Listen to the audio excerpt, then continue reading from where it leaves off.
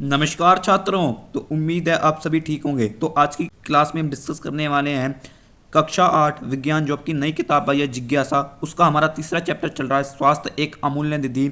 उसका आज हम आखिरी टॉपिक डिस्कस करने वाले हैं, रोगों का निवारण और नियंत्रण हम कैसे करें, यानी पार्ट 3 है। मैंने तीन वीडियो बना दी है इस चैप्टर से रिलेटेड, यानी ये तीसरी वाली वीडियो है। जिन जिन बच्चों ने पार्ट 1 व पार्ट 2 नहीं देखा प्लीज़ जाकर देख लेना। पार्ट 1 में मैंने 3.1, 3.2, 3.3 डिस्कस किया था और पार्ट 2 में मैंने 3.4 डिस्कस किया था। और आज हम इस चैप्टर से रिलेटेड आखिरी वीडियो बना रहे हैं पार्ट 3, यानी आज हम 3.5 डिस्कस करेंगे, आखिरी टॉपिक आपका। ठीक है, जिन जिन बच्चों ने पार्ट 1 व पार्ट 2 नहीं देखा प्लीज़ जाकर देख लेना, लिंक डिस्क्रिप्शन में दे दूंगा ताकि आपको चैप्टर समझ आए। अगर आपको ऐसे ही क्लास 8 की साइंस की वीडियो चाहिए चैप्टर्स की तो आप कमेंट कर देना, मैं और वीडियो बनाता रहूँगा। तो चलिए हमारे आखिरी वीडियो को स्टार्ट करते हैं, क्लास 8 साइंस चैप्टर नंबर 3। तो स्टूडेंट्स, हमारा आखिरी टॉपिक ये रहा 3.5, रोगों का निवारण और नियंत्रण कैसे करें। एक बार मैं फिर बता देता हूँ कि मैंने 3.1 टू 3 पार्ट 1 में करवाया और 3.4 पार्ट 2 में करवाया। लिंक डिस्क्रिप्शन में आप जाके प्लीज़ देख लेना। ठीक है, ऊपर सारा करवा दिया है। और मैं आपको एक बात बता दूं, आप जो भी बच्चा नया है इस वीडियो को देख रहा है, तो मैं क्रियाकलाप नहीं करवाता। ठीक है, मैं केवल टॉपिक कराता हूं जो आपको पेपर में आएगा। क्रियाकलाप अपने स्कूल में कर सकते हैं, आपको जो टीचर है वो कराए तो कर लेना, आप खुद से कर लेना। ठीक है, मैं आपको मेन टॉपिक बताता हूं ताकि आप समझ पाएँ। क्रियाकलाप तो आप खुद से पढ़ के कर लेना। ठीक है, सिंपल। देखिए हमारा टॉपिक है कि रोगों का निवारण और नियंत्रण कैसे करें। यानी हमने पिछले 3.4 टॉपिक में पढ़ा था कि रोग क्या है, रोग कितने प्रकार के हैं। ठीक है, हमने वो तो पढ़ा। अब हम पढ़ेंगे कि हम रोगों से निवारण यानी रोगों का समस्या का समाधान हम कैसे करें, व रोगों को नियंत्रण कंट्रोल कैसे करें हम रोगों पर। आपने यह वाक्य सुना होगा कि रोकथाम उपचार से बेहतर है। संचरणीय और असंचरणीय दोनों प्रकार के रोगों से स्वयं की सुरक्षा करना महत्वपूर्ण है। यानी हमने ये, आप सभी ने ये वाली बात तो सुनी होगी कि रोकथाम उपचार से बेहतर है, यानी किसी चीज़ को रोकना इलाज से बेहतर है किसी चीज़ को रोकना। जैसे किसी व्यक्ति को कोई बीमारी है तो उसके इलाज से बेहतर है उसको हमेशा के लिए जड़ से खत्म करना, उसको रोकथाम करना। ठीक है, और हमने लास्ट टॉपिक में पढ़ा था कि रोग दो प्रकार के होते हैं। ठीक है, रोग दो प्रकार के होते हैं। पहला होता है संचरणीय रोग और दूसरा होता है असंचरणीय रोग। सिंपल, उम्मीद है आपको समझ आ गया होगा, इसलिए कह रहा हूँ लास्ट वाली वीडियो देख लेना, उस पर इंपॉर्टेंट टॉपिक है संचरणीय व असंचरणीय रोग। ठीक है, रोग दो प्रकार के होते हैं और दोनों प्रकार के रोगों से स्वयं की रक्षा करना महत्वपूर्ण है। यानी संचरणीय और असंचरणीय रोगों से अपनी रक्षा करना अत्यधिक महत्वपूर्ण माना जाता है। सिंपल, आगे चलते हैं। ये क्रियाकलाप है, क्रियाकलाप आप खुद से कर लेना। ठीक है, ठीक है, ये क्रियाकलाप दे रखी है। इसमें आपको जैसे उड़ीसा का उदाहरण दे रखा है कि उड़ीसा में कैसे रोगों से बचने के लिए स्वच्छता अभियान चलाया गया था और शरीर की रोगों से लड़ने की क्षमता ये बता रखा है। टीके वगैरह है, पोलियो के टीके वगैरह, यानी ये सब बता रखा है। प्लीज़ इनको एक बार पढ़ लेना, मैं नहीं करवा रहा तो इसका मतलब ये नहीं आप पढ़ोगे नहीं, प्लीज़ पढ़ लेना। यहाँ पर चेचक यानी पोलियो वगैरह का टीका वगैरह वो है, एक बार पढ़ लेना, ऊपर ऊपर से पढ़ लेना। ठीक है, और अब चलते हैं हमारे टॉपिक में। ठीक है, ये ऊपर क्रियाकलाप है। ठीक है, इतनी बढ़िया आपको क्रियाकलाप दे रखी है। अब देखिए ये क्रियाकलाप एक और है। ठीक है, वैज्ञानिक भांति से इसके नीचे ये रहा है, नवजात शिशुओं से लेकर वृद्धों तक टीके सभी आयु वर्ग के लोगों को अनेक गंभीर रोगों से बचाने के लिए सबसे अधिक प्रभावी उपयोग में से एक है। रोगों की रोकथाम में सहायता होते हैं, यानी जो बच्चे होते हैं, नवजात शिशु होते हैं, और जो वृद्ध यानी जो ओल्ड एज वाले होते हैं, उन सभी को, नवजात शिशु और जो वृद्ध होते हैं, इन दोनों को रोगों से बचाने के लिए टीकों की आवश्यकता होती है। रोगों, इससे ना उनके शरीर में रोग नहीं आते, रोगों की रोकथाम हो जाती है। संक्रमण के प्रसार को कम करने के लिए प्रतिवर्ष करोड़ों जीवन बचाते हैं। यह संस्मरण रखना महत्वपूर्ण है कि टीके रोकथाम के लिए होते हैं, चिकित्सा के लिए नहीं। यानी हमें यह बात याद रखनी चाहिए कि टीके केवल रोगों के रोकथाम यानी को रोकने के लिए होते हैं। ये केवल डॉक्टर यानी चिकित्सा यानी एक दवाई नहीं होते, ये रोगों को रोकने के लिए होते हैं, चिकित्सा के लिए नहीं होते टीके। ठीक है, यह रोगों की गंभीरता कम करने में सहायता करते हैं, परंतु यदि कोई पहले से रोगग्रस्त है तो उसका उपचार नहीं करते। यानी यह केवल किसी बीमारी को टीके रोकते हैं, ठीक है, उसका पूरी तरह से उपचार नहीं करते, चिकित्सा रूप से उपचार नहीं करते।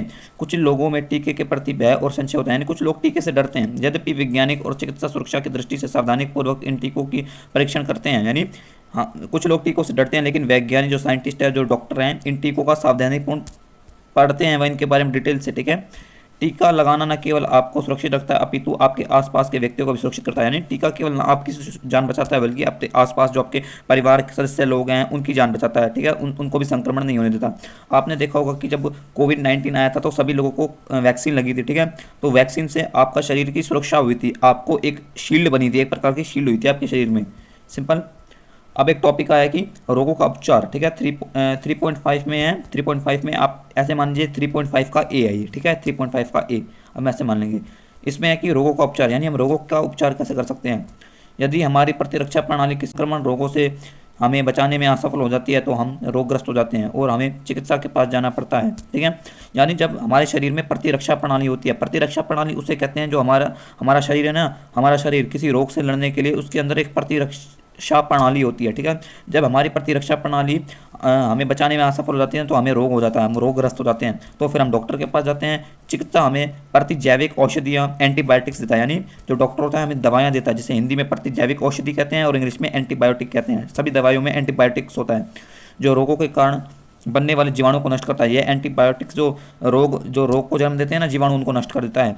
प्रतिजैविक औषधियाँ यानी एंटीबायोटिक्स केवल जीवाणु से होने वाले संक्रमण के लिए प्रभावी हैं, क्योंकि वह जीवाणु कोशिकाओं के मात्र उन्हीं भागों को लक्षित करते हैं। यानी ये एंटीबायोटिक्स होते हैं, ये केवल हमारे शरीर में जीवाणु जो बीमारी पैदा करते हैं उनको ही मारते हैं, क्योंकि जो ये एंटीबायोटिक्स होते हैं ना, जीवाणु कोशिकाओं के मात्र उन्हीं भागों को लक्षित करते हैं। यानी ये जो एंटीबायोटिक्स होते हैं केवल जीवाणु कोशिकाओं को ही मार सकते हैं, लक्षित कर सकते हैं, जो मानव अथवा अन्य जंतु कोशिकाओं से भिन्न है। यह विषाणु या प्रोटोजोआ से होने वाले रोगों के लिए प्रभावी है। नहीं, ये जो एंटीबायोटिक्स होते हैं मेनली विषाणु होते हैं, जो प्रोटोजोआ होते हैं। मैंने आपको कुछ रोगाणुओं के नाम बताए थे ना, इन जैसे विषाणु एक रोगाणु है, जैसे प्रोटोजोआ एक रोगाणु है, तो इन सभी को एंटीबायोटिक्स मारते हैं, सिंपल।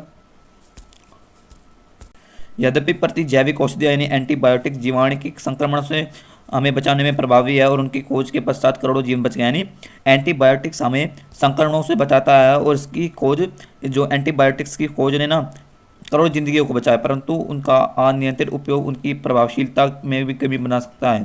ठीक है, यानी जब हम उनका अनियंत्रित उपयोग करें, यानी जब एंटीबायोटिक्स का अनियंत्रित यानी अनकंट्रोल रूप से अगर हम इसका इस्तेमाल करें ना, कोई मतलब ढंग से फिक्स ना हो, तो यह इसका प्रभावशाली ना, इसका असर कम होगा, इसके असर में कमी हो सकती है, नुकसान भी हो सकता है।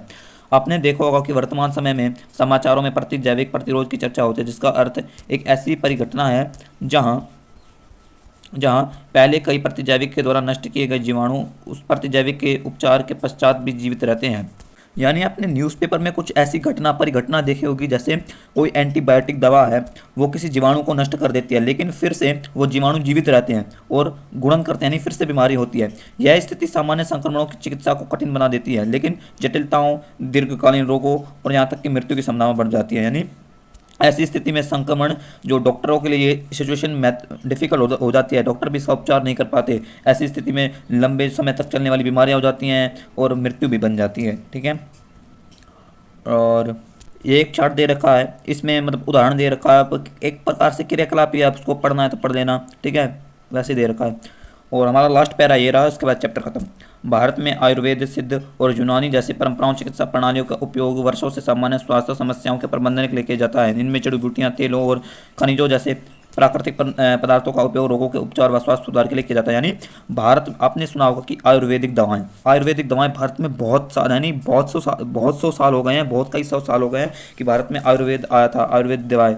और जो ये यूनानी परंपराएं की जो चिकित्सा प्रणाली है ना, इन्होंने जो छोटी मोटी बीमारियां हैं जैसे बुखार, जुकाम, पेट दर्द, इनसे आयुर्वेद और जो यूनानी परंपराएं ना चिकित्सा वाली, इन्होंने इसका समाधान किया है आयुर्वेद ने, चिकित्सा प्रणालियों ने। ठीक है, इनमें जड़ी बूटियाँ, तेल, खनिज और प्राकृतिक पदार्थों का उपयोग है। यानी आयुर्वेद में और यूनानी परंपराओं में, सिद्ध में जड़ी बूटियाँ हैं, तेल हैं, प्राकृतिक पदार्थों का उपयोग है, जो हमारे शरीर से रोगों का उपचार करता है व स्वास्थ्य में सुधार करता है। ठीक है, साथ ही स्वास्थ्य जीवन शैली व संतुलित आहार पर बल दिया जाता है। आयुर्वेद में, सिद्ध में और यूनानी चिकित्सा प्रणाली में इसमें जीवन शैली व संतुलित आहार यानी बैलेंस डाइट खाना, अच्छी जीवन शैली, व्यायाम करना, वो सब शामिल है। यद्यपि यह प्रणालियाँ कुछ परिस्थितियों में सहायक होती है व दैनिक जीवन में स्वास्थ्य को बनाए रखने में उपयोगी है, तथापि यह सभी रोगों और प्रत्येक स्थिति में प्रभावी नहीं होती। यानी यह जो प्रणालियाँ होती हैं, जैसे आयुर्वेद में कुछ प्रणालियाँ हैं और ये यूनानी परंपरा में कुछ चिकित्सा प्रणालियाँ हैं, यह मतलब जीवन को अच्छा बनाने और हमारे मतलब हेल्थ को अच्छा बनाती हैं, लेकिन यह सभी स्थिति में मतलब जो आयुर्वेद के कुछ प्रणालियाँ हैं, आयुर्वेद की कुछ दवाइयाँ हैं, ये हमारे जीवन में यानी हर स्थिति में प्रभावी नहीं होती। ठीक है, क्योंकि असंचरणीय रोगों के उपचार में लक्षणों के प्रबंधन, जीवन की गुणवत्ता को सुधारने पर ध्यान दिया जाता है, जो औषधियों, जीवन शैली में परिवर्तन व पुनर्वास के माध्यम से किया जाता है। यानी जो ये असंचरणीय रोग होते हैं उसके उपचार में ना लक्षणों के प्रबंधन, जीवन की गुणवत्ता को सुधारने पर ध्यान दिया जाता है। यदि किसी व्यक्ति को असंचरणीय रोग हो जाता है ना, तो उसके लक्षण के प्रबंधन, यानी जो उसका लक्षण है उसको कम कैसे किया जाए और उसकी जीवन की गुणवत्ता को कैसे ध्यान दिया जाए, वो किया जाता है, जो औषधि, जीवन शैली में परिवर्तन व पुनर्वास के माध्यम से किया जाता है। यानी यह सब चीज़ें औषधियों से भी, दवाइयों से की जाती हैं, उसकी जीवन शैली में बदलाव से किया जाता है और रिकवरी से किया जाता है। सिंपल।